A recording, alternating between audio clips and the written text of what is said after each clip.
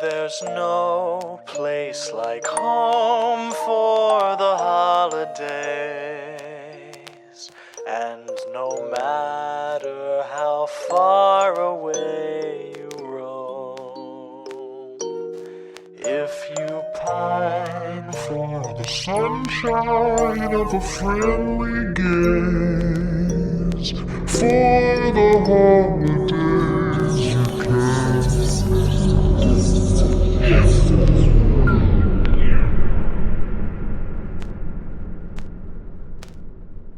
Welcome back to Horror for the Holidays, a Christmas horror movie podcast. I'm Jay Logsdon. And I'm Mike Finch. Mike Finch? Yep. When did you get here? I was picking up my coffee order, sorry. Oh, okay. Oh, Mike, make some room. Let Jeff get on the microphone here. Oh, okay. All right. Goodbye. See you later, Mike. And I'm Jeff Searcy. Foley work. Door Yes. closing. Click. All right. Well, now that piece of shit's Mike's out of here. Fucking Mike Finch, asshole pops up everywhere. Never getting his order for last call. Oh, fucking Mike Finch. He's really pissing that lady at the diner off. He's a mean one, that Mike Finch. Yeah, I've heard that. Heard that from Dr. Zeus. From Dr. Zeus himself. Oh shit, we're giving all the jokes away. Let's get into it. Let's deck the halls for The Mean One. 2022's The Mean One. 2022's The Mean One. Not to be confused with Jim Carrey's The Grinch. Yes. Don't confuse that. You'll piss your wife off real bad. Released December 9th, 2022, and then promptly disappeared from everywhere. Yes, it's because apparently the company that was supposed to release it dropped it because they were afraid they were going to get sued. Although I don't know why, because I don't think there's anything they could actually be sued for in this movie. And then it reappeared October 3rd of 2023. Yes, Atlas Distribution decided to pick it up. At one point, the Wheel had actually selected this movie last year for us to watch, and there was no way to watch it. Yep, which is the only way legally we can get out of what the Wheel has selected. Yeah, so keep that in mind. This movie's been a long time coming for Jeff and me. Directed and story by Stephen Lamort, who is also going to be directing the public domain Steamboat Willie horror movie Screamboat. Might have to check it out after this one. We'll get into it, but David Howard Thornton is going to be Steamboat Willie or whatever in that movie. Yes. He's famous now for the Terrifier role, but also apparently there is going to be a Mean One too. Oh, love it. I did not see that in my research. I love this idea. We're giving it away. Written by Flip and Finn Kobler. I assume they're a father and son duo based off of like the way their pictures looked. Either that or they're very eerily similar looking for two unrelated guys. Flip Kobler wrote a bunch of Disney direct-to-video sequels: Lion King 2, Pocahontas 2, Beauty and the Beast Christmas. Lion King 2 is solid. Hunchback of Notre Dame 2. Also wrote season 2, episode 18 of DS9, Profit and Loss. That's a good one. I had no idea, but I was like, I gotta include that for all of our Star Trek listeners. That's a Quark episode. It's a good one. People folks. love Quark. Yeah. Finn Kobler plays Sam in All Hallows Eve 2, which at some point might have to wind up on the old Spooktacular. I might have to. Rounding back into David Howard Thornton, he plays our titular The Mean One. Excellent job, as always. And we will see him again as Art the Clown in Terrifier 3, which is going to be a Christmas movie, and probably Terrifier 1 and 2. Yeah, we'll probably do a stocking stuffer on Terrifier 1 and 2, and then we'll do an actual review on 3. Crystal Martin plays Cindy You-Know-Who. Yeah. Chase Mullins is Detective Burke. And Rachel Winfrey, who plays the bartender, was Rose in the Jim Carrey Grinch. I don't know who Rose is, but I thought that was a fun thing to do. Couldn't find a budget, but made over 1 million worldwide. I believe, from what I was able to dig up, it was either between 400 and 500,000. I think was the final production budget with advertising. Okay, so not too bad of a profit. No, absolutely, especially for a movie that disappeared for a year. Where to watch? You can rent it from streaming services a lot. Yeah. I actually bought a Blu-ray copy from the Mean One Instagram account itself or whatever, you can go out to their website and they have Blu-rays for sale. I think it'd be worth picking up. I don't recall how much it cost, but it wasn't that expensive. So I mean, honestly, probably worth your money if you're a physical media collector and you want this goofy junk. I mean, honestly, this is probably one you should collect on physical media because there's no telling when it might disappear again. Yeah, if you're a Terrifier fan and you love David Howard Thornton alone, like that's reason enough to go and buy this movie. Or, if you like to have fun in a movie, which I know has become unpopular on the internet, but still. Right. Oh, we'll get into that. Previous experience with this movie, I mean... James was like, there's a Grinch movie where he's a murderer. And then I went home and my wife was like, hey, did you hear about this murderer Grinch movie? And I was like, yes, I did. And that was the extent of my exposure. I mean, yeah, pretty much that. I'd heard that this movie was coming out. And then, like I said, The Wheel had selected this last year. And Jeff and I are like literally standing in front of the TV. There's no way to watch it. You can watch the trailer, but you can't watch the movie. And we really wanted to watch it, so that sucked. Yeah, I don't remember what replaced it. Last year. Honestly, I think that was the time we respun and got the children. Oh, that might have been. Ooh. Ooh. Scary. Oh boy. Well, yeah, it's not when I respun a movie that's up on that shelf currently and we got Trapped Alive instead. Oh. Well, I'm still disappointed by Trapped Alive. I know, such a cool concept, such poor execution. I was literally thinking about that one earlier today. I was like, "Oh, Trapped Alive," and I just shook my head in disappointment. Every once in a while, I'll just scare everyone in my family by randomly going, "I need more cave mutants." I R.I.P. to our boy Mungo. Yeah. Still the star of that movie. God, that movie. I know, such a good opening too. It's a great beginning, but then, completely falls flat. And that fucking, oh my God, that elevator in the mine. So slow. The giant claw winch thing. Yes. Oh my God. I'm just slamming shit around over here. I'm so mad about Trapped Alive. That's how mad Jay is. All right, Jay. Let's talk about the mean one to calm me back down. Yeah, let's calm down. We'll get into our synopsis of the mean one after we were done decking the halls. We get a ominous, wintry scenes of a mountain, and Christmas music then starts to play over a beautifully Christmassy decorated scene, both of a town and then also of a house. As this little girl Cindy comes downstairs on Christmas, and we get the narrator who says, "Remember that story about Cindy, you know who? When her Christmas was stolen, she knew what to do. She killed him with kindness and surprisest of surprises. That one simple kiss made his heart grow 3 sizes.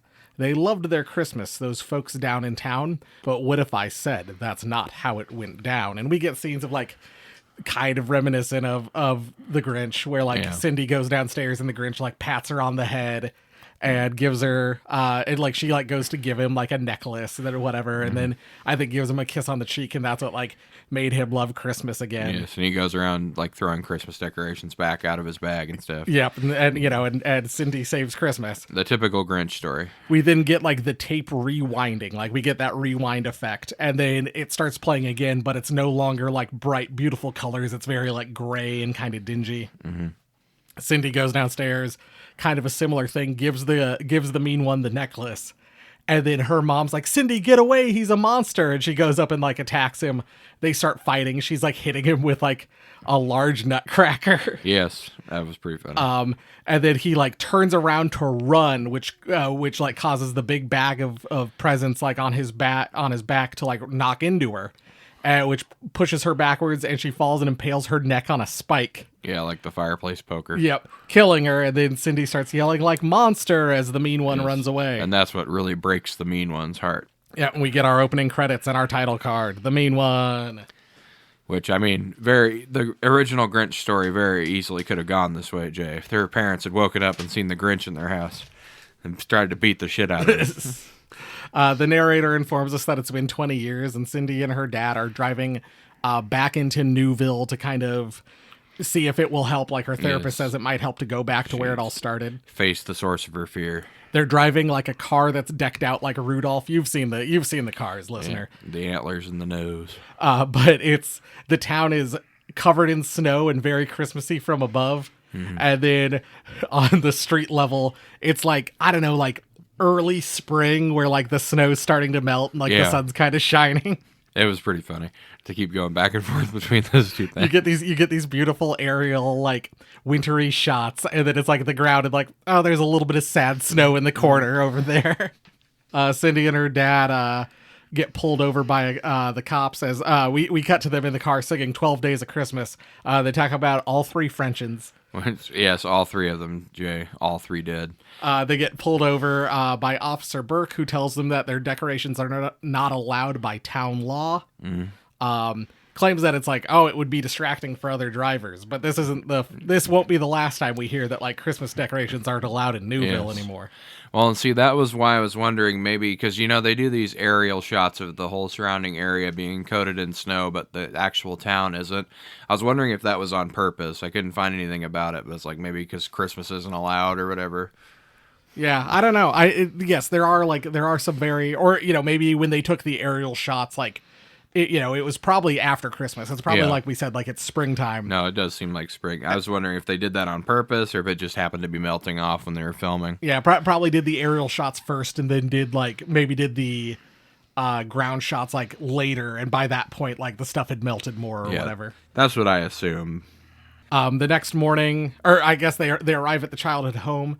And Cindy gets spooked by a bat flying out of the chimney of the house. And then has a nightmare about the green guy in the Santa suit that she saw that night 20 years ago. 20 years ago.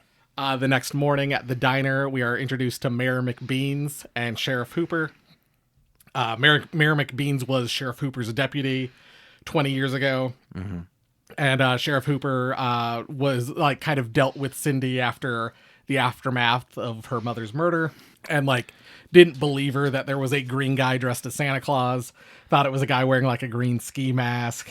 I believe we also find out that Burke's last name is Goldman, Jay. Yep. He's a real New York style person. We get a very similar thing to Letters from Satan Claus, where there's just one Jewish guy in this town. He's immune to the Christmas. It'll keep him safe from the mean one. Yes. But yeah, basically they talk about like how, Sheriff Hooper never caught the Christmas killer, how he dismisses it. He's like, yeah, I'm sure you saw somebody green in a Santa suit. Yeah, there's no such thing as monsters, Cindy. So he's like, I couldn't get a reliable, he's blaming her for not solving the case. I couldn't get a reliable description of the guy. And like we get like a hand drawn like picture of the Grinch like in the flashback. Yep.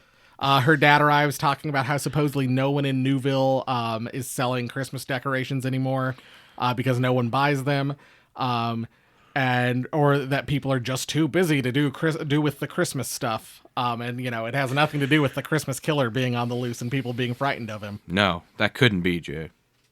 There is no Christmas killer. Or that there's a law against Christmas being celebrated, some kind of Footloose style law that says no Christmas decorations. Damn, another Footloose. Got a regular Footloose situation.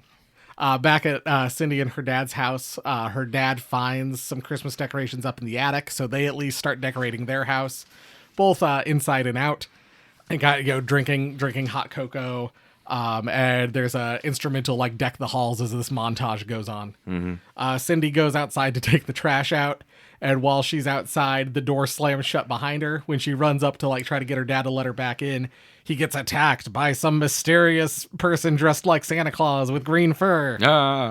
Who, some sort of mean one.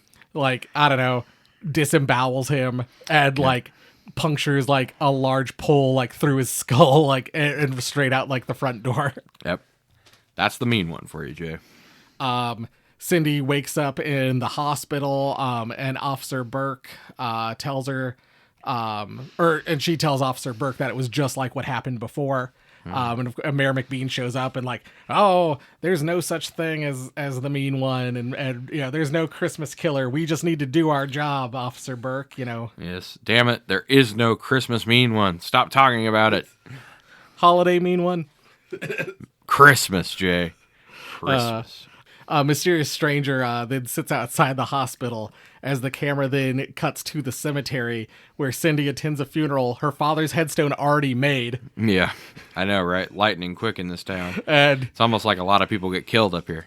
And so she's standing there like in front of now both of her parents' like cemetery plots. You know what that reminded me of? In the movie Van Helsing with Hugh Jackman, he comes to the town that's attacked by the 3 vampires, and as soon as he walks into town, the gravedigger is like taking his measurements and starting to dig him a grave. All right, that's perfect. That would have been an amazing touch if there's a guy like, "Oh, you're celebrating Christmas? Get over here." Yeah, it's like, give me your measurements for your coffin. Officer Burke drives Cindy home, and they flirt a little bit, but then kind of that changes as Cindy sees her dad's blood still on the floor. I'm surprised the crime scene investigators didn't clean that up. Yeah, that seems kind of tactless. At the police station, Mayor McBeans confronts the sheriff about what's going on and about Cindy and how they need to stop this for the good of the town. We can't have people yelling about the mean one at our national park around Christmas. I need to protect this town. We're not canceling the 4th of July parade or carnival because of a shark sighting. We're not closing the beaches. She's a real the mayor from Jaws. Oh shit, there's a hooper in this too, Jay. Yep. Is this where she finds the flower at her house? Yep, yeah. So Cindy is cleaning the floor. Like I said, you'd think the cops would have done that, but instead Cindy has to clean all her dad's blood off the floor, and then finds the rare lupulou flower sitting on the ground. So she goes and like Googles it, which brings her to a website about Mount Newville, the only place where you can see the rare lupulou flower. Of course. So she decides to go up hiking to investigate. Oh, she also, remember, she tells Sheriff Hooper about what she found, and he's like, I can't investigate the mountain. That's federal jurisdiction. Yep. Cindy goes to the mountain, takes some pictures before she just falls backwards into like a pit. Oof. And finds like a snow-covered wallet. Very fake snow, by the way. God, I hate when I fall into a fake snow pit. For a wallet for a man named Walter Mulberry. She then climbs back out and takes some more pictures as though nothing had just happened to her. And she like this guy like is holding some mistletoe and he's trying to kiss his girlfriend or whatever. And Cindy like snaps a picture as this green Santa clad figure like quickly moves towards the couple. Yes. So Cindy kind of watches from far away and tries to get closer as the mean one pushes the girl down the hill and then disembowels the guy. And she gets close and kind of starts throwing rocks, and I think as he goes to attack the girl. And that's when we get like our first real look at the mean one, which I mean looks really cool. I was gonna say his suit is really good. I mean, I can see, it would not surprise me if most of the budget went to that in the final scene of the movie. Like, honestly, it looks better than the Jim Carrey Grinch suit. Oh, absolutely. The facial expressions are so good too. She's able to kind of chase him off and rescues the girl that was up on the mountain, calls the authorities, and they come and kind of pick her up, and they're hauling her out. And Cindy's like, tell him about the monster. Tell him about what you saw. And Sheriff Hooper's like, you're just scaring that girl. There's no monster. My job's to keep this town safe. Burke's like, I believe you. And so she's like, Burke, if you want to help, you can investigate this. And she gives him the wallet for Walter Mulberry. Meanwhile, Cindy puts up flyers around town with the blurry picture on it. Have you seen this mean one? It's like, green, fast, and I forget what like the third thing says. As Burke kind of does some research and finds that Walter Mulberry is a missing person that's been missing since like December 17th of 2009. We then go to probably one of my favorite parts of this whole movie. SantaCon rolls into town. Yeah, unfortunate place for it to stop, Jay. And so it's all these drunk dudes and girls, like frat people, sorority girls, like dressed as Santa and Mrs. Claus. Yeah, and they're having this big party. They go into this restaurant, and the lady's like, "We're not making food, and we're only serving drinks." And they're like, "Yeah," and she's like, "Only iced tea." Ah. And so they're all partying and shit. And then this one guy goes to harass the waitress, and she kind of like pushes him away. And then when she turns around, there's just a trail of blood leading into the freezer. And so she goes to investigate, finds the guy in there with a icicle stabbed through his neck. And then the door to the freezer slams shut behind her, locking her inside. We then cut to the rest of the Santa people all kind of partying and making a lot of noise. And then we watch as like these green fingers slowly like curl around a booth. the mean one then stands up and locks the door to the restaurant and then proceeds to kill everybody inside except for the lady locked in the freezer. Yes, in hilarious fashion, too. I was going to ask, what was your favorite kill? I don't know if I could even pick a favorite. There's so many good ones. He does like a double hop and like jumps on a lady's skull, completely crushing it beneath his feet. That one was pretty good. He like hangs a girl with like lit up Christmas lights. Yeah. Honestly, I think that might be my favorite out of them. I like the one where the frat guy slips on the puddle of blood and he stabs him in the chest with that like panhandle, I think. He like shoves a girl into a meat grinder. Yeah, that was a good one too. And like I think pushes like a dude's ear like with the like stabs him in the brain through the ear with like the menu. Yeah, the little menu holder thing. Yeah, but yeah, I guess ticket holder, right? I say honestly, I think the Christmas light hanging one is probably my favorite. That one would be my favorite, except for the guy in the inflatable Christmas tree costume. Oh yeah, who gets ran through with a giant candy cane, and you get to hear that with the suit deflating. Yeah, and you've got like great I think like generic sound effects or whatever because like. When the mean one goes to like stab him, run him through with the candy cane, it's like no, like you've heard that same no sound like a billion times before in other movies. Yeah, it was pretty funny. But yes, I think you're right. The Christmas tree stabbing might be my favorite one. Back at her house, Cindy is roasting chestnuts on an open fire. Of course. As she sees a news report about the SantaCon murders. Her power is then cut as the mean one noticed her roasting chestnuts on an open fire, which is a Christmas thing. I was gonna say that's a paddling, Jay. So she has to go and like basically like seal the doors and like stop him from getting in, but then someone like tries to get in, but it was that old man who was sitting outside the hospital from earlier. Dr. Zeus? Yeah, we're introduced to Doc. And he's like she hits him and she's like, oh, how can I make it up to you? And he's like, oh, you got anything to drink? So we cut to a bar. Yeah. Well, first he's like, if you're gonna survive this, you're gonna have to hit a lot harder than that. At the bar, Doc tells Cindy about what happened to his wife, how she was trying to send Christmas presents to like her nephew in Florida. Yeah. And got cut in half by the mean one. And, the people in town kind of covered it up and whatnot. And that's what led him to drink and kind of be the crazy old town coot.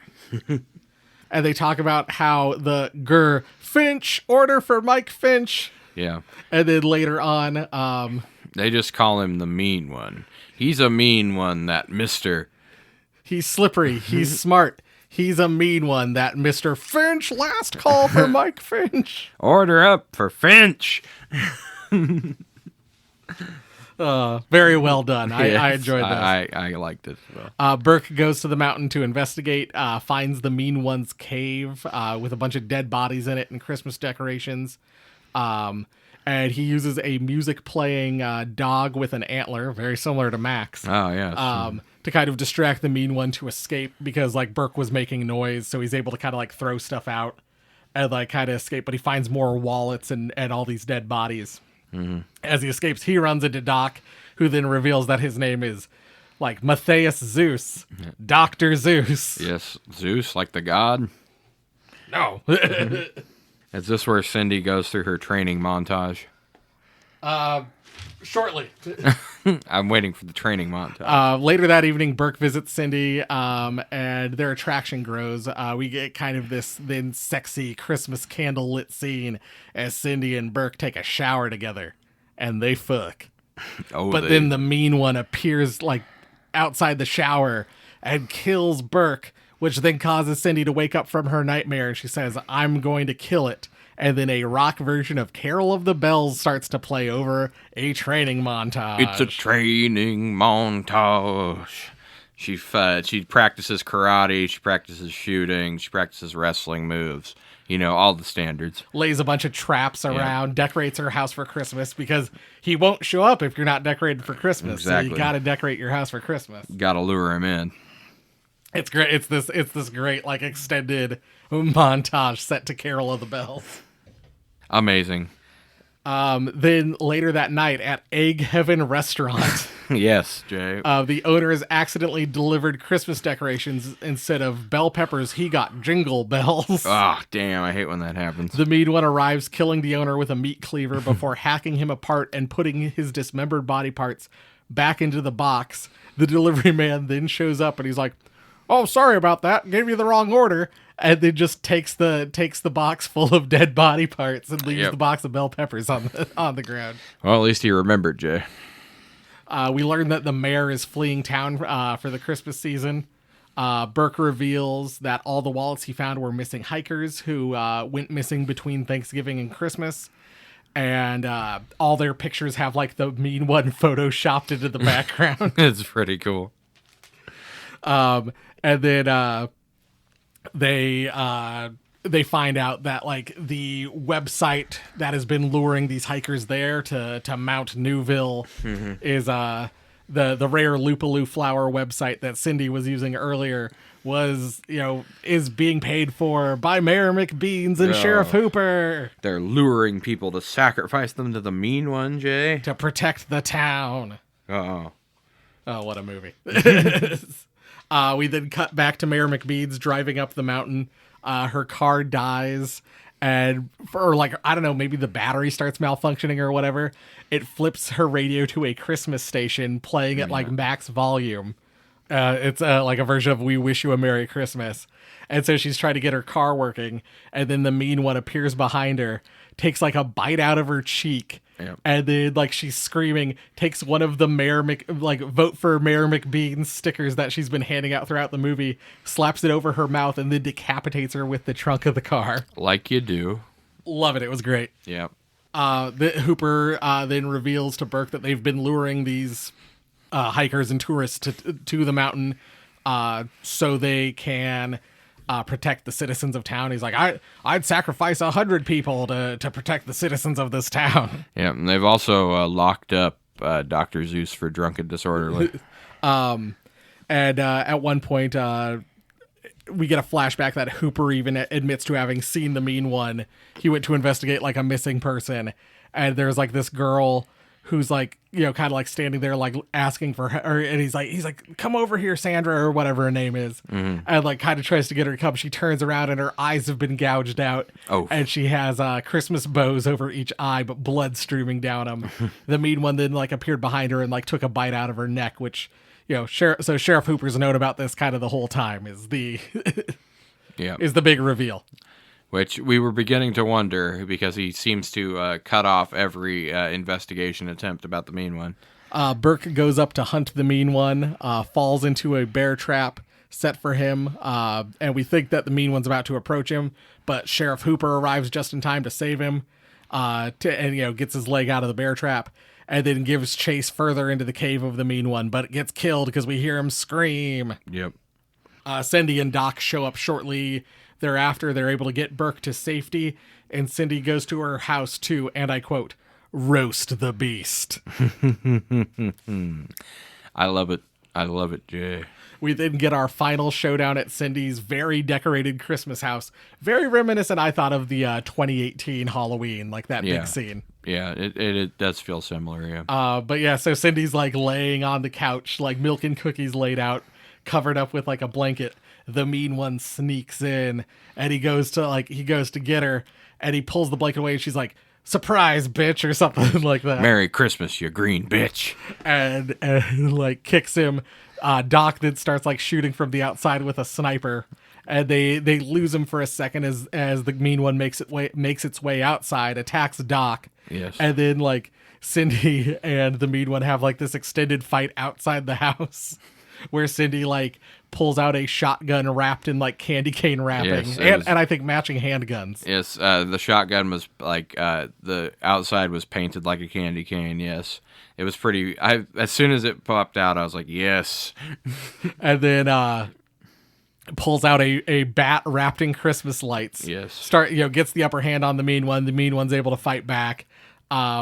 And kind of starts battling it. Then Cindy kind of runs away, but throws a Christmas ornament at his feet. Which is a bomb. Which is a grenade that goes off. And it's one of those like red bulb, like globe ornaments. The traditional, those ornaments that you drop and they splinter into a million pieces, and you get one in your foot, and then you curse God and everyone. Yeah, those. It's one of those, yeah. And so she makes her way inside. The mean one follows. She lifts her rug, which reveals a long strand of garland that she lights on fire. Yes. Oh my God. Which causes the tree behind him, behind the mean one, which is rigged with explosives, to explode. This is quite possibly the most Christmas fight we've ever seen. I think so. I don't think we've ever seen Christmas-based weaponry like this before. I agree 100%. She then gets ready to stab the mean one and is kind of looking at him and notices he's wearing the same necklace from 20 years ago that she gave him. It's probably the only Christmas gift he's ever received, Jay. And she realizes that, she kind of flashes back and realizes that the mean one was trying to flee from her mom, and it was an accident that caused her mom to die, and the mean one didn't do it maliciously. But afterwards, being called a monster by Cindy was what sent him over the edge. Yeah. And so she's like, "I'm sorry, I forgive you." And the mean one looks all touched by this until we start to hear a loud heart-beating noise. Well, she kisses him on the cheek, and then, you start to hear ba-bum, ba-bum, and the mean one looks in serious pain, grabs his chest and rolls over as his chest then explodes. His heart grew 3 sizes, Jay. Turns out you can't survive that. Yeah, can't survive a rapid heart expansion. Which was the perfect ending to this fight, by the way. It couldn't have ended any other way. It was absolutely phenomenal. Oh my God. We then kind of get another scene where there's a news report about all these people who are now coming to Newville to experience Christmas because of the viral photo of the mean one. You know what I think, Jay? I think it's a government scam to avoid the fact that they're overtaxing us everywhere. That is what one of the guys says. But people are like, "I'm going to Newville to see the mean one. I'm gonna hunt a mean one." I think there's a girl who's like, "I'm gonna fuck the mean one." Yep. And so but we get all these different influencers and stuff talking about it. You get a TikTok, Instagram bimbo who's is getting ready to fuck the mean one. It's phenomenal. She doesn't say that, but she says something it's very implied based on the way she's getting ready for the mean one. Well, I think she even says something like, "I'm gonna make him my boyfriend" or something like that. I think he's cute. But yes, Christmas returns to Newville. The town deems the monster an urban legend. Yep. Burke says that the feds confiscated the body and everything, but confirms that his death was caused by his heart growing 3 sizes. Yes. I believe that's when they give the hint that they're in a romantic relationship now. Yeah, they kiss. Burke is now the sheriff. And of course, we get one final visit from the narrator, Jay. We hold on. Yeah, where is that on my notes? Burke and Cindy say I think Burke says Merry Christmas. Cindy then says Happy Hanukkah. Yeah. And then they kiss, and then they pull away and they go Yahoo Dore. Yeah. And then kiss again as the camera kind of pans up, and we get more aerial kind of Christmassy shots of Newville. As the narrator says, "And so ends our story with holiday cheer, and they all lived happily ever after, at least till next year." And then we hear the mean one scream sound. We get a real poppy version of Silent Night playing over the closing credits. Yep. And then we get one last scene as an influencer is like, my Christmas presents finally arrived. Well, after they were delayed a bit, but they're finally here. So unbox them with me. And she goes and she opens the box. Cut to black as she screams because it's the body of the diner owner from earlier. It's the pepper mix-up man. And that's the mean one. That is the mean one, Jay. A delightful movie. Yes, a very fun movie. But no, Jay, you're wrong. This is a bad movie. You should feel bad for liking this, Jay. I should feel bad for liking this movie. I shouldn't, though. This movie's great. You want to know what's sad? This has about the same ratings on IMDb as Bikini Bloodbath Christmas, Jay. That is disappointing. Which, don't get me wrong, I was entertained by Bikini Bloodbath Christmas, but this is way above in quality compared to that. I mean, there are things that each movie has. But yeah, I think this movie's certainly should be a higher rating than that. On an overall quality scale, The Mean One is far above Bikini Bloodbath Christmas. Well, where do you want to go for our categories? You know what, Jay? Let's start where we usually start. How Christmassy is this movie? How Christmassy is the movie? Oh, so that is Christmas Spirit. Yes. How Christmassy is the movie? How Christmassy are the kills? In both ways, and it's on purpose. The movie's not very Christmassy for large portions, other than the fact that there's a childhood Christmas character doing all these things. Yes. But at the end of the movie, incredibly Christmassy. / whenever you see the mean one, the kills are pretty Christmassy. There's some I think that are more Christmassy than others. But yes, I mean the Santa Con thing on its own would put this in medium Christmas territory. Because a guy being hacked to pieces with a meat cleaver, not very Christmassy. Someone being like cut in half. But then you gotta mix that with everything like in the SantaCon scene, or most of the stuff in the SantaCon scene. Well, and the final fight. I was gonna say and it is the mean one doing all these kills, so that adds a little bit of Christmas spirit to it. And the killing the mayor as we wish you a Merry Christmas or whatever plays. Or, I mean, even at the beginning when the dad's trying to decorate for Christmas and the mean one gets him like off screen. It's like there's snow like in the aerial shots and stuff like we talked about, a little bit on the ground in scenes. Christmas decorations do pop up a few times before the end. Like the accidental jingle bell delivery. Yep. We all know what happens after that.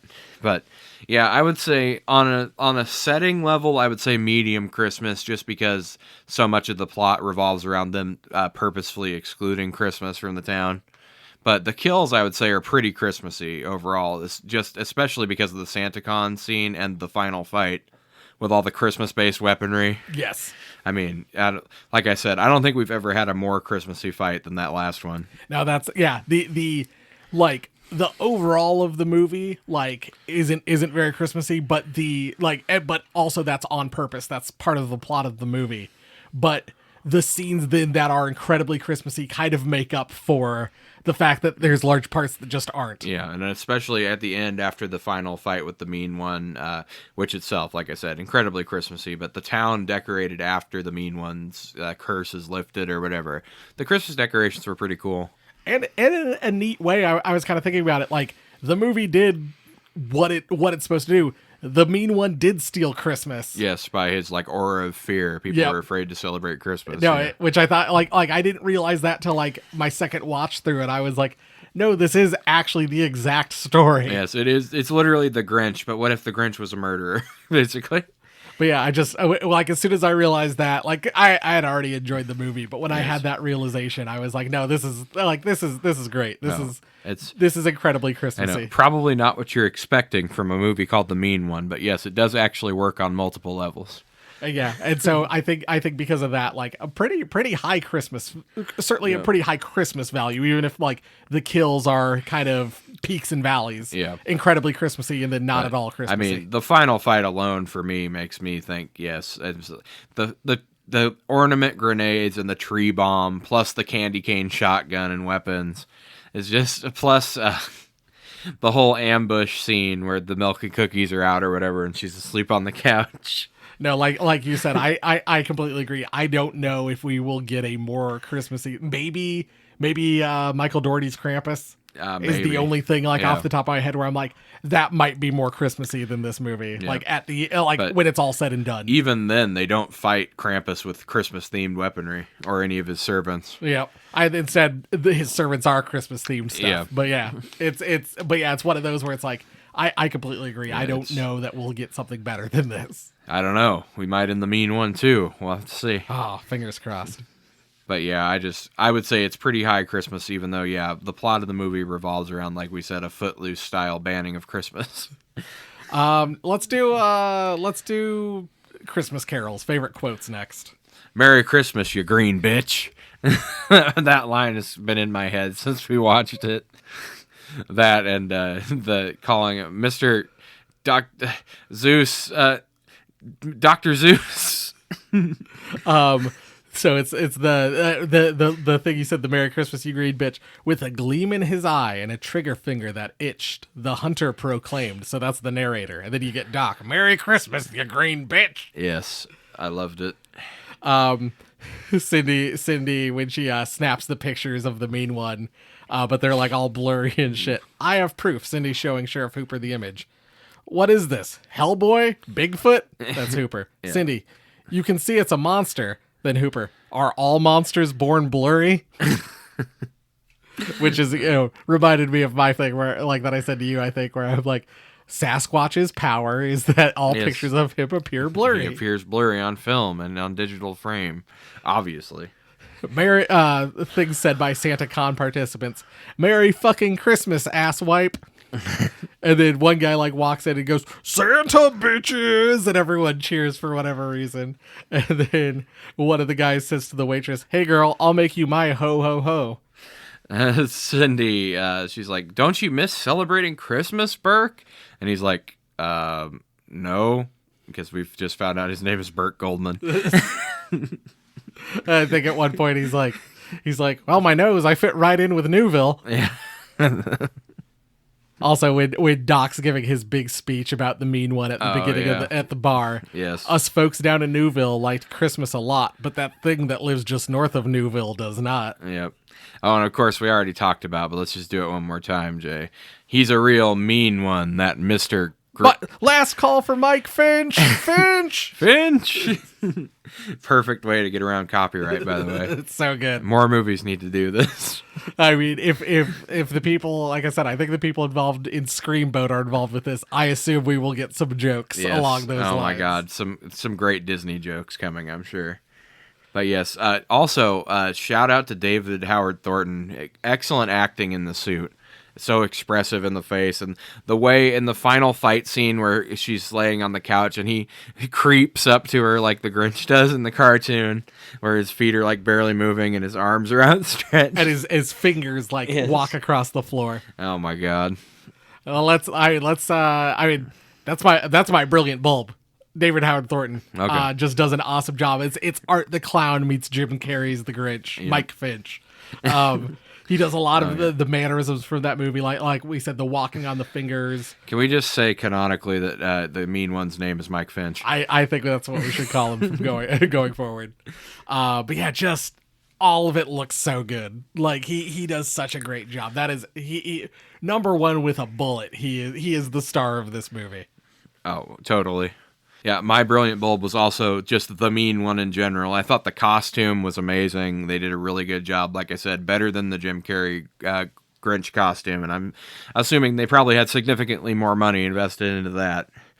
And yes, David Howard Thornton's acting is the mean one, just because he never speaks, I don't think. No, you get like grunts and growls and stuff. And but he's so expressive in his eyes and his face, you always know exactly what he's thinking. Especially when you get those flashbacks to like the night that it happened. Yeah. And like the mean one's face like looks genuinely like sad and hurt by like being called a monster, and like feels remorse for Cindy's mom dying. Yes. And the way his expression and then the effect of his heart growing 3 sizes at the end was amazingly well done too. And then you get like just the evil grin that like crosses his face when he's getting ready to kill people just looks so good. No, it's just definitely the star of the show, and that is my broken bulb, Jay, if we're going to move on to that. More mean one. No, I think that's a great broken bulb. It's because there are a few times in this movie where things really slow down, and it's kind of like in a lull, and I think, honestly, they could have inserted a few more scenes, which I'm guessing is probably budget-related, but they could have put in a few more scenes like the Santa Con slaughter, where the mean one just goes like on a random killing spree in town. I think that would have helped the movie flow a little bit better. I actually had the exact same thing. There are too many slow scenes. Yes. And I would have liked more mean one, more killing, more of the fun stuff in this movie. It's like, just let David Howard Thornton go crazy in a couple scenes and just do some cool kills. Yeah, but no, I completely agree. It's probably budget related. Like, I'm sure that stuff is expensive. Oh yeah, the effects have to be, because everything in this movie, I believe, is practical.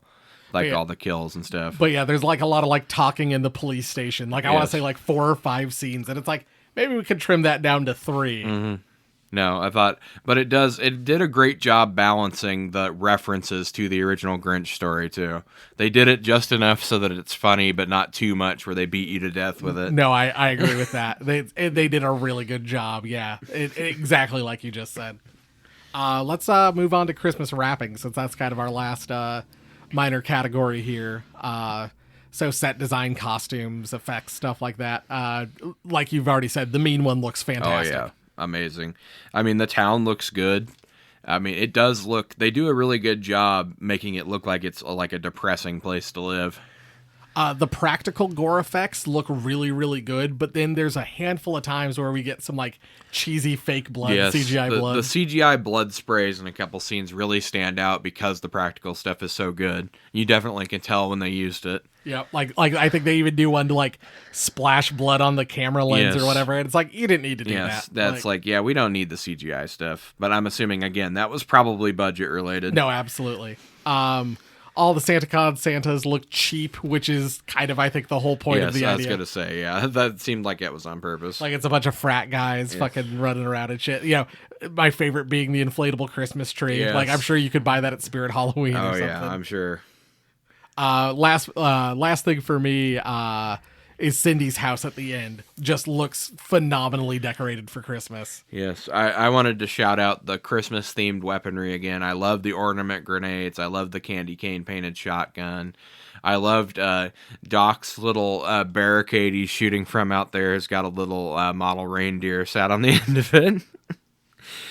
It's just, plus, I mean, another shout out, Dr. Zeus looks amazing. He looks like a filthy hobo you would find on the mountain. No, he looks just like you said, he looks exactly like you would expect the crazy old coot who lives in town to look. But yes, I mean, they just did a really good job overall. They put a lot of care, I think, into the set design and the costumes, and it really paid off. No, it's not enough. Really, there's not enough good to say about this movie. Like, I mean, there's just, and that's why I really don't understand the online backlash against the movie. I just, like we were talking about before we went live, it's like, it must just be people don't like to have fun. Because it's like, there's no reason I could see that people shouldn't enjoy this movie. We talk like, it's like similar to Letters to Satan Claus and that kind of parody Hallmark style. Santa's Sleigh, it was a really good example of like the brutality of the main kills. Mm-hmm. And the jokes. Yeah. Like the jokes are so... Peppering in the jokes along with it. It is, the level of jokes are like the same level of jokes as Santa's Sleigh and Letters to Satan Claus. Like... No, it's just those instantly sprung into our heads when we were watching it. We talked about that even before the movie was over. But like I said, I don't understand the online backlash to it. Of course, you know, according to the online film community, John Carpenter's a hack. So right. Well, and what it made me think of too was the person who, like, there was a post. I think I've mentioned this on the show before, where someone was like, "What's the worst movie you've ever seen?" And a handful of people are like, "Jack Frost," and I'm like, you got to be talking about like the 2022 Jack Frost, right? Not Mutant Killer Snowman, because that movie is art. Like, nope, they were talking about the Mutant Killer Snowman. Yeah, which is insane because that movie's so well made, and this movie's also very Jack Frosty. But yes, people are on Reddit talking. Of course, Reddit. This is such a goofy movie, Jay. It's so stupid, the concept. I mean, why did it even need... It's like, if you were... Literally, a review, word for word, was, if you were going to do something like this, why didn't you take it seriously? Yes, the famous serious children's story, The Grinch. Yes, it's like, oh yeah, because that would have worked incredibly well. Could you imagine how stupid this movie would be if it took itself seriously? I would have hated it. Yes, it would have been a long, boring slog. No, you want to know what happens when you take a movie like this seriously? I think you get a Nutcracker Massacre. Yeah. Which you and I, or a Krampus the Christmas Devil. Yes, that is a good example. Yes, if you took it seriously, you get Krampus the Christmas Devil. Because even Nutcracker Massacre had things that we enjoyed about it. Krampus the Christmas Devil's pretty unredeemable as a film. Yeah, it's just, I don't know. Like I said, online discourse has gotten so weird around movies. I can't even understand it anymore. Well, let's, listeners, you can already guess. Let's get into our final rating. Every episode of Horror for the Holidays, we rate the movie we've watched on one of three categories. Is it ho-ho-hilarious? Is it seasonally scary? Or is it you will be sorry? You gonna go first or me? I'll go first. It's hilarious. This movie is just so much fucking fun. Yeah. Like, yeah, there are slow points, but overall, it's such a blast from start to finish. Both times I watched this, I actually had more fun watching this the second time around. Normally, I kind of dread watching a movie the second time because I'm like, it's still fresh in my head, and I'm like, and got to take notes and got to pause a lot. Didn't even mind it this time. Just I had more fun just because like I knew what was coming, so I could just kind of watch the movie and just kind of write down what was happening. Yes. Like you said, Santa's sleigh meets the Grinch. It's Jack Frost. It's Letters to Satan Claus. All movies we've praised. Like, No, I agree with you 100%. It's definitely hilarious for me. And yes, I did not suffer on the rewatch. I like I said, I think it was better watching it the second time because you could pick out more of the details. Yeah, I had more of a chance to kind of grab some of those. But yeah, it was enjoyable from start to finish. You'll laugh at it. I mean, there's some good kills in it too, like we talked about. The final fight scene is great yes, it was reminiscent of that Halloween 2018 final fight scene, but a little more goofy because this is the mean one. We're not doing Halloween here. Yeah, no, exactly. We're not trying to be silly. We're not trying to be serious. We're trying to be silly. Exactly. It's like, no. Apparently what people on the internet wanted was a 2018 Halloween style telling of the Grinch, Jay. But also it led me to believe now, as I've mentioned before, I've not seen all of the Terrifier movies, but the stuff I have seen seems very goofy. Why did you want David Howard Thornton to be serious? See, and that's the thing I was going to bring up too. It's like the Terrifier movies do not take themselves seriously at all. It's like it's 80s slashers like cranked to 11, basically. Yes, they do more brutal stuff in these movies than they used to, but that's because they can get away with more brutal kills now than they used to. Because, Jason does a lot of the same stuff Art the Clown does, but the only difference is the camera had to cut away sooner than it does in this one. No, exactly. Yeah. But yes, the mean one does stuff on par with or more brutal than a lot of 80s slashers. But yeah, it's just because it's so goofy and so silly, but it's so much fun. I know it's hard. It's hard for people to understand, Jay, but you're not supposed to take everything seriously. Hard to believe. I know, right? In this day and age, everything has to be serious. This is exactly. Like I could not believe how negative people's reviews on this movie were. Like, I don't know. There is a place for movies that you can just turn your brain off during. Yes. And this is one of those. Like I said, this is similarly ranked to Bikini Bloodbath Christmas on IMDb, which I do not think it deserves at all. Like I said, Bikini Bloodbath Christmas, fun movie, but the production value was basically -$1. This one has a lot of care put into it, and David Howard Thornton's performance alone, you should give this movie a higher rating. But you know what it's time for, Jay? We got to put the mean one on the naughty list. You just got on the naughty list, bitch. Just personal sound effect. Yes. I agree. I kind of struggled with this one because I wasn't sure where to put the mean one. Now, granted, I do need to do the thing I promised and go back through and actually make a list. But I was like, certainly better than Nutcracker Massacre, but I can't picture much things that I would say are stronger than a supernatural Nutcracker. Honestly, what I was picturing when I was ranking him was I think he's about the level of Four Bird Santa from Once Upon a Time at Christmas. I could see that, yeah. Because he doesn't do anything superhuman necessarily. I mean, he does do some stuff that's on that borderline, like the way he tears people up and stuff. And very fast. Yes, but I don't think he does anything on the supernatural level. So I would say Four Bird Santa rank probably good because he's peak human killer.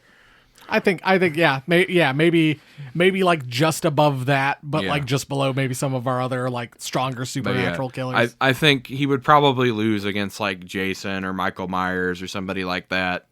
I don't think he'd be able to fight someone on that level.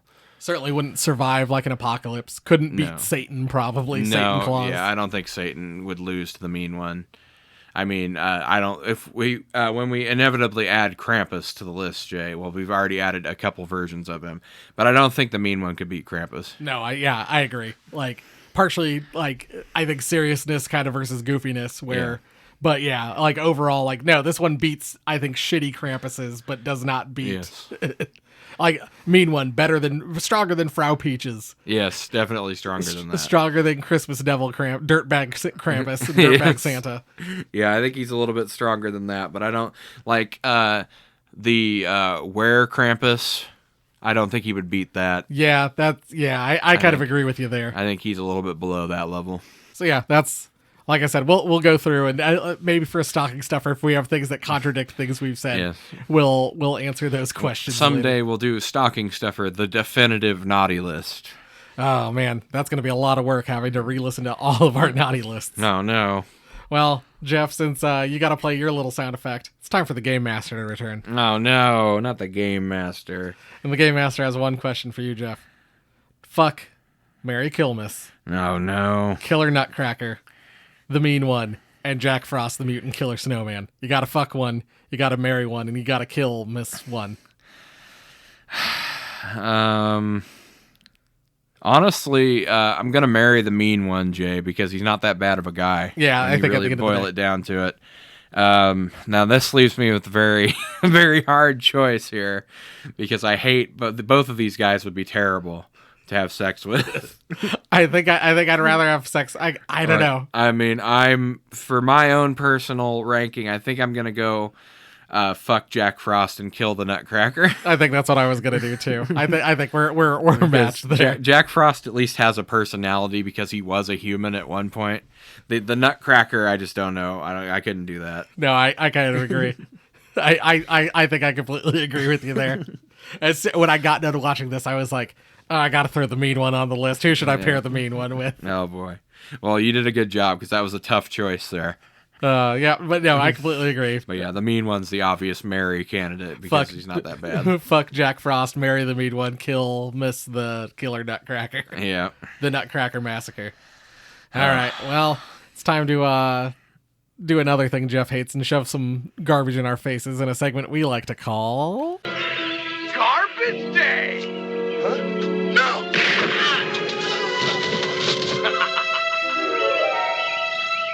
All right, Jeff. Well, as you recall last time, I had some trouble finding Oh, the other dudes. the Netherlands Dews, the red, white, and blue ones, the French Mountain Dews Yes, of course. to celebrate Bastille Day, but I was able to find another one, Oh no. and I also got pink lemonade Kit Kats for us to try. Oh my god. Jay Logsdon, everybody. I was going to tell you, they have all three of these at Casey's in Ankeny on a pallet. Star Spangled Splash, the red one. Is it the mean one? Oh, look at that, Jay. It came pre-split in half for us. This one, the Star Spangled Splash is dew with a blast of red berry flavor. Oh, yes, of course. My favorite, red berry. Oh, I love those pink. I love the smell of those pink lemonade Kit Kats. They do smell good. The Star Spangled Splash has a bunch of fireworks on them with mohawks and their tongues sticking out. They're having a rad time. They look like cool dudes. Oh, yeah. Let's test it out. Instantly, I don't know, strawberry? A little bit, yeah. Maybe a little cherry.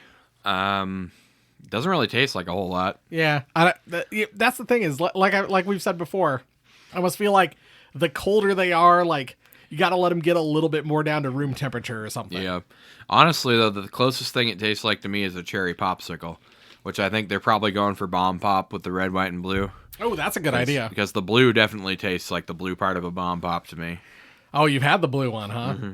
I've not had the blue one yet. Oh, you haven't had it? Well, we'll have to try it for the show so we can give our official ranking. But yeah, I don't know that I think this one was as good as the white one. No, I wouldn't say so. But no, the Star Spangled Splash, not bad. This one I'd probably put like on a tier with like most of like the other kind of regular Mountain Dews. Yeah, nothing special, but it's not like offensive. All right, well let's try a couple of these Kit Kats, these pink lemonade Kit Kats for the summer. Pink, bright pink. I like them. They're pretty good. A little bit lighter flavor than your standard Kit Kat. I could see this pairing well with like a summer, like sitting out on your porch drinking lemonade or something. Yeah, no, they're not bad. I don't know that Neither of these things, I don't know that they're great, but I wouldn't say they're terrible. No. Like, if someone offered me one of these, I wouldn't, like, slap it out of their hand, but I also probably wouldn't go buy it. Right. No, we saw them in stores, and my youngest had to get her own pack because she wanted the pink thing. And then I was like, well, I should probably get some for the podcast so Jeff and I can try it. Well, it's pretty good. No, it's not bad. Like I think we've had some better Kit Kats on this show. Kind of the same thing with the Mountain Dews. We've had some better ones. We've had some worse ones. Yeah, no, top tier for me is still the gingerbread Kit Kat, I think. Oh, those were so good. Also, did we do the lemon ones? Yes, the lemon was good too. I'm excited for this year. There's like I think it's called like Wolf Track or Werewolf Tracks or something is the Kit Kat flavor. I did see something about that. We'll have to talk about those when they start hitting shelves. Maybe a spooktacular conversation. Oh, I was gonna say every week of the Spooktacular was full of Garbage Day stuff. So we'll have to see how much Garbage Day crap I can grab this year. Spoiler, it's a lot. Oh man, Voodoo 6 coming down the pipe. Mm-hmm. But yeah, I think both of these I'd say like mid-level. Like they're not terrible. I agree. Would eat again, but not buy of my own volition, probably. But yeah, let us know your thoughts on the mean one and these various junk, or let us know your thoughts on anything else. Get in touch with us for our Garbage Day segment, horrorfortheholidays@gmail.com. Indeed. Follow us on all the social medias. We're on Twitter, Threads, Blue Sky until those go away. Follow us on YouTube, youtube.com/horrorfortheholidays. Subscribe, hit the bell. Leave us comments on YouTube because that's the easiest place for us to find your feedback.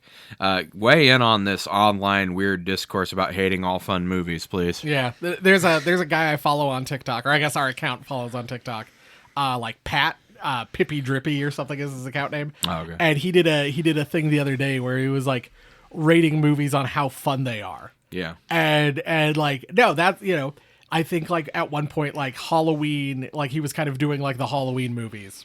And said something along the lines of like, Halloween is a masterpiece, but it's not the most fun Halloween movie. Yes, and no. it kind of like went on like kind of a little tangent and talked about those. And I feel the exact same way. Like there are movies that are really, really good that aren't fun. Yeah. And there are sequels to those movies that are arguably bad sequels, but are so much more fun than the original movie. Yes, that is true. And this movie, this movie's not good, like, by any means, but this movie's fun as shit. Yes. Like, this is a very fun movie, and it's a well-made movie, I would say. They put effort into the effects and stuff. They didn't just go the super lazy route with, like, a cheap Grinch mask or whatever, like they did in Winnie the Pooh, Blood and Honey.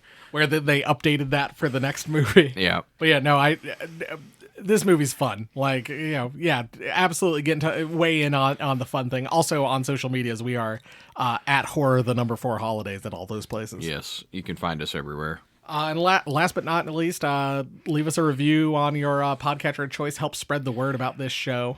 Tell a friend. Let them know that you enjoy this show and want to check it out and think that they might be interested in. Or tell an enemy if you hate this show and you want them to have to suffer. 5 stars. Jeff and Jay will not stop eating garbage no matter how many times we ask them to. 5 stars. Jay rambles a bunch and Jeff just kind of sits there and lets him do it. Yes, that's true. I do. I like to watch Jay dig himself in deeper as the ramble descends into madness. As he's talking about, I don't know, the mean one. Yes. Bikini Bloodbath Christmas. Yes. Also, subscribe to this podcast on every platform you can find, or the mean one will come kill you. Oh, see, there you go. There's a threat. Yep, that's my threat. That's my call to action. Also, real fast, speaking of the mean one, David Howard Thornton is going to be at the Nightmare Weekend here in Des Moines. Yes. And I was like, well, at the time I was like, well, it's Art the Clown. That's kind of cool. And then I was like, oh, it's the mean one. We're going to go see this. Yes, we have to go see the mean one. Got to go. Also, Tom Daddy Atkins is going to be there. Yeah, so that's my reason to go. The new daddy.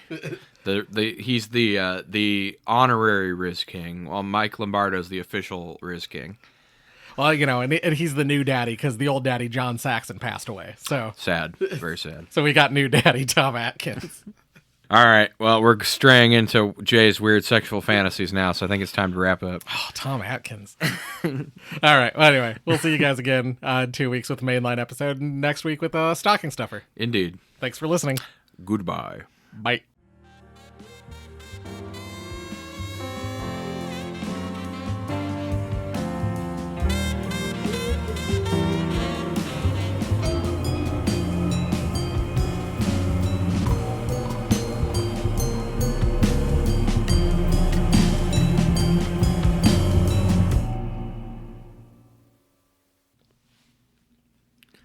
Finch! Mike Finch! Get over here, Finch, you piece of shit. Interrupt my show again. Hey, ow! Oh, they're kidnapping me! Oh!